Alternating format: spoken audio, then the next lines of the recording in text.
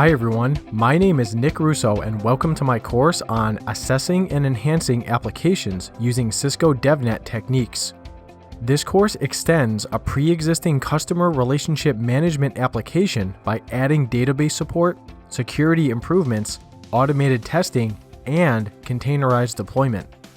You'll build on your software development skills using many design techniques suggested by Cisco DevNet, including evaluating application requirements and making smart design choices, integrating remote databases into existing apps, protecting the web front-end using SSL certificates, troubleshooting continuous integration pipeline failures, and using Kubernetes to deploy code in a continuous deployment pipeline.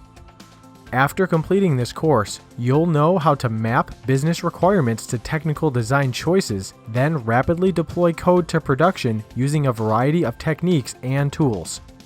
I'm assuming you already have a strong background in Python programming and at least some experience in developing, versioning, and testing simple web apps.